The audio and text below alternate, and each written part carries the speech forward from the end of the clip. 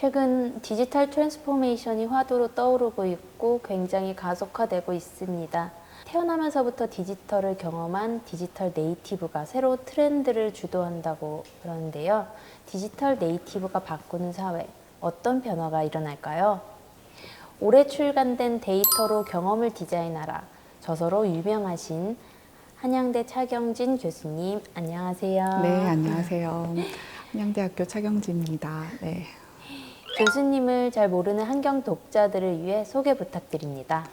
안녕하세요. 한양대학교의 차경진입니다. 저는 한양대학교에서 인공지능과 데이터 기술을 가르치고 있고요. 또한 이러한 인공지능 기술들이 어떻게 비즈니스적 가치로 발현될 수 있을지 그러한 전략들을 연구하고 또한 강의하고 있습니다. 최근에는 데이터로 경험을 디자인하라라는 책을 집필하게 되었고요. 그 책에서는 어떻게 고객 데이터를 분석해서 이걸 가지고 고객한테 끌림을 주는 경험을 디자인할 수 있을지에 대한 내용을 또한 담았습니다. 코로나 장기화로 디지털 트랜스포메이션이 화두로 떠오르고 있는데 디지털 전환, 이것은 도대체 무엇이고 왜 주목해야 하나요? 네, 디지털 전환에 대한 이야기와 또 기업들의 관심은 그동안 많이 있어 왔는데요. 제가 기업들에 다녀보면 어떤 기업들은 디지털 전환을 단순히 고객하고의 접점의 채널들을 디지털라이제이션 시키면 그게 디지털 트랜스포메이션이다. 이렇게 이해하시는 기업들도 있고 또 어떤 기업들은 단순 업무의 자동화 또는 빅데이터, 즉 기술의 도입이 디지털 전환이라고 또한 생각하는 분들도 많았던 것 같습니다. 저는 이번 한경 ABCD 포럼에서는 좀 다른 이야기를 하고 싶은데요. 많은 것들이 디지털 세계로 사라져가는 그러한 현상에 대해서 먼저 이야기해보고 싶습니다. 제가 최근에 이제 은행을 자문 교수로 있는데요. 은행도 오프라인 그 브랜치들을 다 없애고 있습니다. 지점들을 없애고 디지털 세계로 점점 사라져 가고 있는데 이럴 때 어떻게 하면 디지털 세계에서 우리 고객이 느끼기에 더 가까이 있는 은행, 언제든지 내가 액세서블한 더 가까이 있는 은행으로 느끼게 할 수 있을지 이제 이런 것들을 많은 기업들이 또 고민하기 시작했고요. 저는 그 또한 디지털 전환의 가장 중요한 시작이라고 생각을 하고 있습니다. 제가 기자님께 질문을 하나 드릴 텐데요. 가전 있잖아요.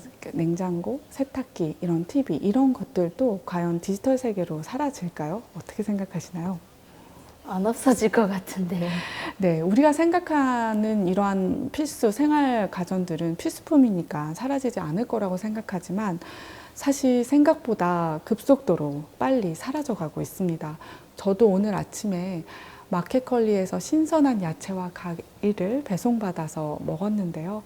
과거에는 우리 아이들이 먹을 일주일치 음식 재료들을 열심히 사다가 냉장고에 보관해 놓은 그 용량이 크고 신선하게 보관해 주는 그 냉장고의 가치가 저한테 중요했다면 최근에는 점점 그 가치가 중요해지지 않기 시작했습니다.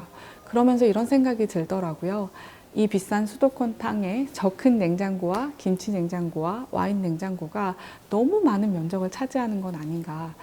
그리고 런드리고 서비스도 있는데 왜 꼭 세탁기와 가전이 저 많은 베란다의 면적을 차지하지?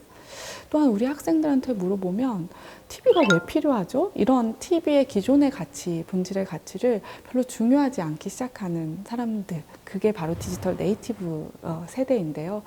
이들을 위해서 우리는 어떤 디지털 전환을 해야 되고 어떤 기술과 어떠한 전략에 더 집중해야 되는지를 이번 포럼을 통해서 말씀드릴 수 있을 것 같습니다. 네, 교수님께서 말씀하신 것처럼 TV가 왜 필요해요? 라고 질문을 던지는 그런 디지털 네이티브 세대 굉장히 흥미로운데 이들 세대는 도대체 언제쯤 태어난 세대들이고 어떤 특징이 있는지 궁금합니다. 네, 사실 디지털 네이티브라고 하면 컴퓨터와 스마트폰을 태어나면서부터 만지는 그러한 세대인 것 같습니다. 저희 아이들도 3살 때부터 스마트폰을 막 만지기 시작하고, 굉장히 이제 디지털 기기에 익숙한 그러한 세대를 디지털 네이티브라고 하지 않나 싶은데요.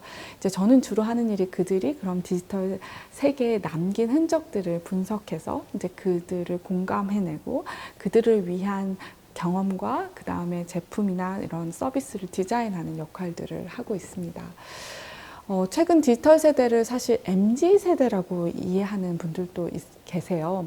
그래서 이들을 MZ 세대를 이해해보자, 주목해보자. 그래서 91년생이 온다부터 시작해서 Z세대를 위한 스마트폰 굉장히 핫한 책들이 또 많이 나와서 저도 많이 배웠는데요. 그리고 또 그보다 더 어린 세대를 알파 세대라고 해서 디지털 세대라고 부르기도 합니다. 저는 사실 MZ세대의 끝에 있는 39을 작년에 넘겼습니다. MZ세대가 39까지 커버를 한다 그래서 제가 굉장히 놀랐는데요. 연구실에서 우리 학생들과 함께 이런 MZ세대를 연구하면서 PC 그들은 MZ세대로 묶을 만큼 공통적인 특성을 가지고 있지 않습니다. 저와 Z세대와 알파세대는 너무너무 달랐고요. 같은 연령이라고 하더라도 그들에게는 유니크한 잠재 욕구와 그 다음 특성들이 좀 보였었는데요. 즉, 과거의 기성세대들은 대중성이 엄청 있었지만 우리가 지금 바라봐야 되는 디지털 네이티브는 대중성을 찾아야 되는 게 아니라 그들의 다양성을 우리가 디지털 기술로 찾아내고 그들에게 개인화된 경험을 줘야 된다는 점에서 우리가 디지털 전환하고 뗄래야 뗄 수 없이 생각해야 되는 이유도 바로 거기에 있는 것 같습니다. 즉, 이 Z세대와 알파세대의 간극, M세대와 알파세대의 간극, 이거는 너무너무 크고요.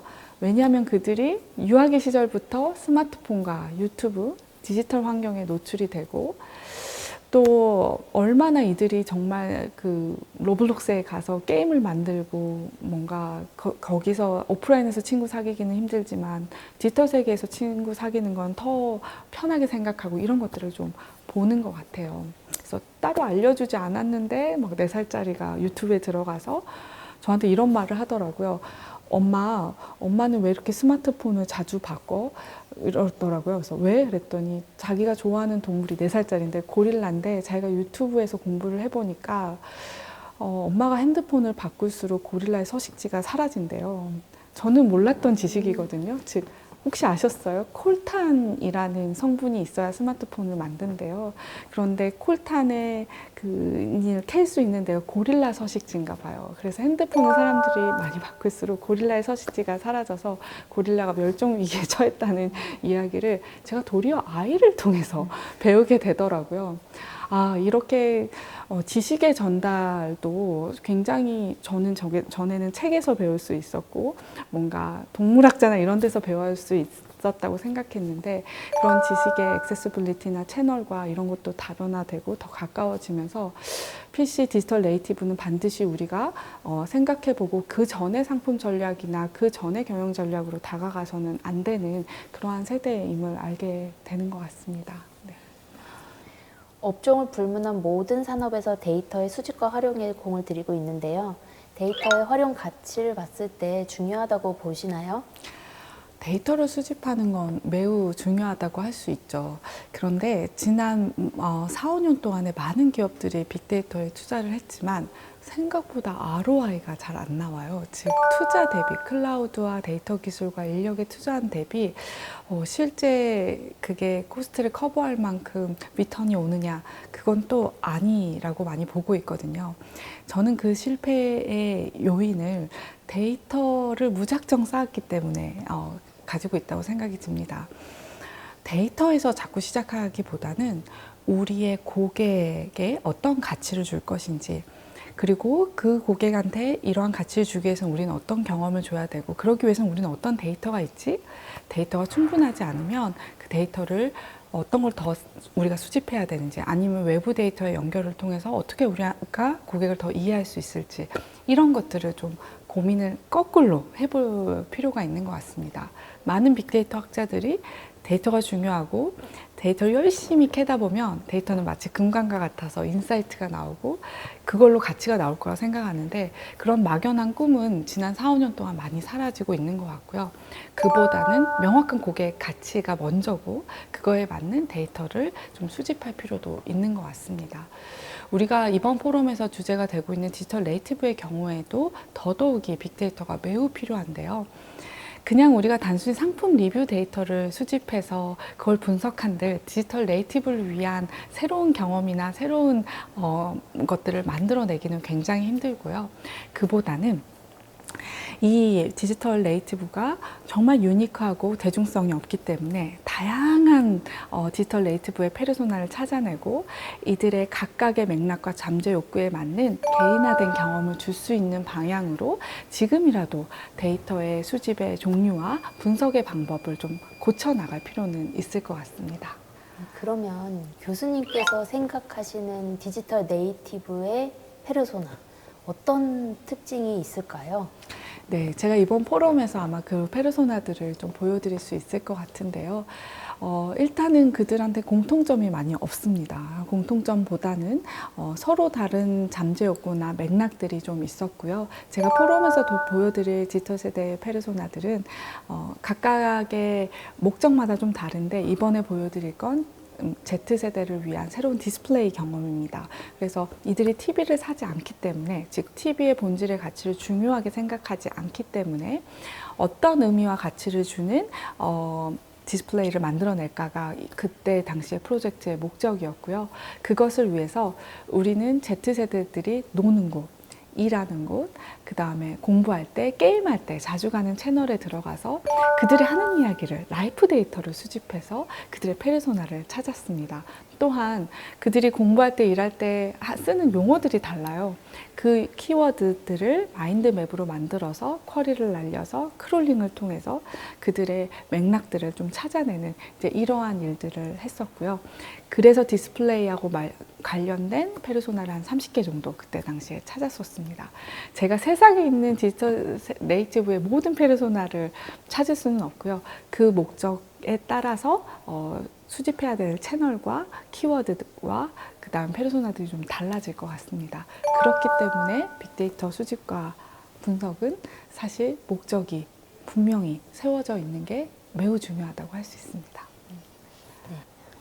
교수님께서 말씀하신 것처럼 기업이 어떤 데이터를 수집하고 이걸 효율적으로 활용을 하느냐에 따라서 또 경쟁력 있는 상품이 나올 수 있는 계기가 되고 그런데요. 그렇다면 최근에 기업들 중에서 좀 성과를 보이고 있다, 잘하고 있다라고 꼽을 만한 기업이 있을까요? 네, 성공 사례로 생각나는 게 TV가 있는데요. 아까 소개시켜 드린 것처럼 Z세대가 이제는 TV의 본질의 가치, 기능적 가치를 중요하게 생각하지 않기 때문에 그들에게 그들의 페르소나에 맞는 새로운 맥락에 맞는 경험을 설계해 주는 게 되게 중요해졌고, 예를 들면 혹시 스탠바이 미 아시나요? 스탠바이 미 같은 경우는 전혀 다른 개념의 사실 디스플레이 경험이에요. 그냥 예전에는 단순히 그냥 수동적으로 앉아서 TV를 보고 광고를 봐야 됐다고 하면 이제 이거를 가지고 다니면서 팔로우 미 스크린의 새로운 개념을 거기에 이제 불어 넣은 거죠. 이렇게 새롭게 이제 불어 넣는 것들이 되게 중요해지고 있고, 또한 냉장고 같은 경우도 아까 말씀드렸던 것처럼 베지터리안을 위한 푸드 스타일러. 그래서 이런 냉장고는 내가 이 스타일러를 사게 되면 내가 베지터리안으로서 더 건강하게, 더 즐겁게, 그리고 요리도 더 레시피 공유도 잘 되면서 잘 할 수 있는 중요한 가치를 준다면 그게 얼마가 되든지 간에 사겠죠. 근데 이러한 경험을 설계하려면 데이터가 필수적입니다. 베지터리안들한테는 다 똑같지 않아요. 어떤 사람은 다이어트를 위해서 베지터리안을 하고, 어떤 사람은 생태주의자이기 때문에 베지터리안을 하고, 굉장히 그 레벨과 간극과 페르소나가 다양한데요. 그들의 페르소나에 맞는 베지터리안들의 다양한 맥락을 찾아서 그 맥락적 경험을 주기 위해서는 데이터가 필수적이라고 할 수 있습니다. 그 데이터라고 하면 첫 번째는 소셜 데이터일 수도 있고요. 그래서 베지터리안들이 나누는 커뮤니티에서 어떤 이야기들을 하고 어떤 괴로움이 있는지 이런 것들을 가져오는 것도 중요하고, 또한 베지터리안들한테 푸드 스타일러의 경험을 줬으면 뭐 방금 추천한 이 레시피가 실제로 그들이 만족을 했는지 안 했는지 다 또다시 센싱을 해서 그들에게 다시 경험으로 만들어서 보내주는 게, 이런 것들 또한 계속해서 데이터는 축적되고 다시 이 데이터를 기반으로 다시 개선해서 경험을 만들어내는 일들이 디지털 세계에서 계속 중요해질 것 같습니다. 교수님의 말씀을 들어보면은 기존의 고정관념을 철저히 깨부수고 좀 더 새로운 관점에서 젊은 세대들의 행동 양식, 가치관, 또 그들이 생각하고 있는 그런 모든 것들을 면밀히 관찰하고 또 그거를 데이터화 시켜서 접근을 해야 된다, 이런 말씀하신 것 같은데요. 기업들이 이런 효과적인 데이터 전략을 짜려면 어떤 관점에서 접근을 해야 할까요? 데이터에 대한 전략은 이제 기존의 것들을 좀 많이 버렸으면 좋겠어요. 기존에 우리가 데이터를 수집하고 전략을 짜던 방식은 제품 위주였어요. 그래서 예를 들어 가전에도 뭐 자동차에도 데이터를 센싱하는 센서를 넣을 때 제품의 상태 중심으로 제품을 센싱했었단 말이에요. 이제 지금은 고객 중심으로 변하면서 그 센싱의 가지수가 컬럼이 훨씬 많아졌거든요. 예를 들면 현대자동차의 경우도 한 7, 8년 전만 해도 자동차의 상태 중심으로 한 200가지 정보만 센싱하다가 지금은 1000가지가 넘어져 가고 있어요. 그거는 우리 고객의 맥락을 센싱하기 위한 데이터들로 진화를 한 거거든요. 그래서 좀 제품 중심보다는 고객 관점에서 데이터의 전략과 수집 센싱의 전략을 가져가는 게 매우 중요하다고 할 수 있습니다. 네. 교수님의 말씀을 들어보면 고객을 잘 관찰하고 그들이 어떤 생각을 하는지 그런 걸 잘 분석하는 게 기업 경쟁력이 될 거라고 생각이 드는데요. 마지막으로 한경 디지털 ABCD 포럼에 참여할 여러분들께 좋은 말씀 부탁드립니다. 네, 고객 데이터를 분석한다고는 하지만 사실 엄청난 빅데이터 속에서 대부분의 빅데이터 하시는 분석가들이 단편적이고 일반적인 인사이트를 도출하거든요. 그 이유는 데이터를 양적으로만 보기 때문입니다. 즉, 정규 분포에 있는 양적으로만 고객을 이해하고 분석하다 보면 사실 일반적인 패턴을 찾게 돼요. 그럼 굳이 빅데이터 분석을 하지 않아도 알 수 있는 그런 것들을 찾기 마련이거든요. 그런 분석이 아니라 볼륨은 좀 작다고 하더라도 점점 늘고 있는, 즉 양극단에 있는 다양한 그리고 특이한 페르소나를 찾아내고 그들에게는 어떤 맥락이 있고 그들은 어떻게 이러한 페인 포인트를 해결하는지 그런 다양성에 집중한 분석을 좀 해보면 좋을 것 같은데요. 그건 또 무슨 말인지 또 이번 강연을 통해서 제가 또 말씀드릴 수 있을 것 같아요. 그래서 좀 더 실질적이고 고객 경험 설계에 더 필요하고 다양한 새로운 고객의 맥락과 잠재 욕구를 이번 강연을 통해서 그 방법론을 배우실 수 있을 것 같습니다.